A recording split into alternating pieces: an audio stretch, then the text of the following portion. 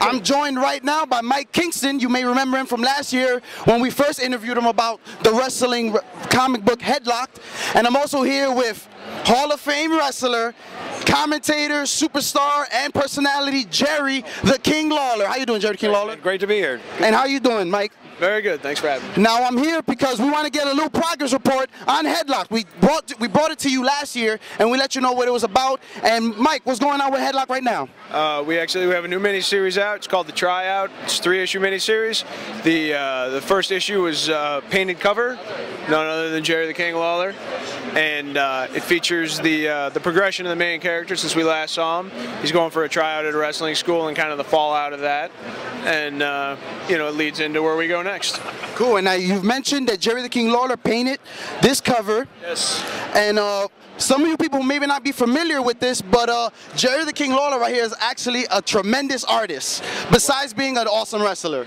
Well, I don't know how tremendous I am, but this is, believe it or not, the artwork is something that, and doing stuff for comics is something that I wanted to do before I got into wrestling. As a matter of fact, all through high school and all through school all my life, I was drawing pictures of like Superman when I should have been doing my homework and things like that. But fortunately, because I did that, I was able to, when I graduated, I won a full tuition commercial arts scholarship to the University of Memphis, and kept me out of Vietnam. So I was happy that I had been drawing all my life. Then I had always envisioned having some sort of career in art, hopefully doing comic book covers and that sort of thing.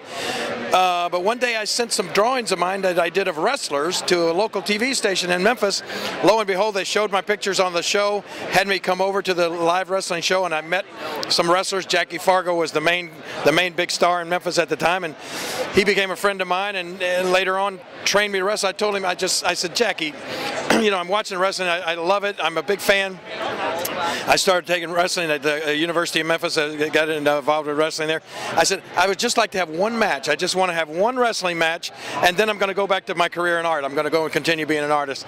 So we worked it out. I got to have that one match, and that was 37 years ago, and now 37 years later, I'm still wrestling, but I've come full circle. Now I'm getting to do some drawing and back to the artwork a little bit. And Mike, you wrote this. Yes. Now you are a wrestling fan yourself. Yes. And you know a lot about the inside workings of the business, the behind the scenes, or as much as anybody who's not there. Not as much as this guy. Absolutely not. Absolutely not.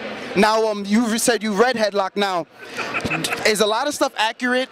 Like, is portrayal of wrestling accurate in Headlocked? Yeah, what's cool about this comic book is the fact that probably one of the questions I get asked the most when you're around fans is, how do I get into wrestling? I'm a wrestling fan. I want to become a wrestler. How do I go about it?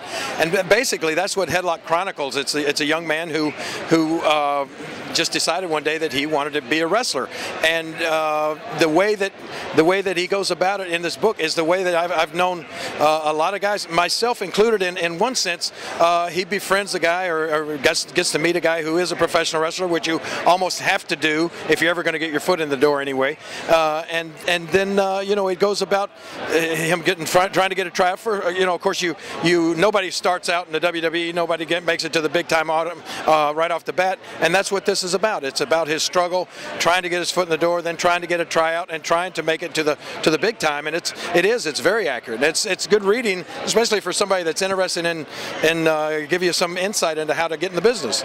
Sounds good. Now you've did this cover, would you be interested in maybe someday in the future actually doing the inside artwork, maybe a whole storyline or even one issue? Well, if it's a short story or something like that, it's just still my WWE schedule and the wrestling demands that I have are so time consuming that I mean, Mike will tell you, he literally had to finally chase me down at a live wrestling event, and it was about 2 hours before I was fixed to go on in the ring, and I was sitting painting this cover for him. And then I still didn't finish, and he had to come back to my hotel before I flew out the next morning, and he's standing over my shoulder like this while I did the finishing touches on the cover. So I love to. The covers are something that I can start on and finish fairly quickly, as opposed to the inside that I think would be more time consuming. Yeah. All right. Well, thank you, Jerry Lawler, and thank you, Mike Kingston. And if you like wrestling, if you like comic books, Headlocked. What's your website? www.visionarycomics.com. Let me mention mine. KingLawler.com. Go there. There you go. Tell us a little bit about Cancer Town. Cancer Town's a story written by Cy Dayton.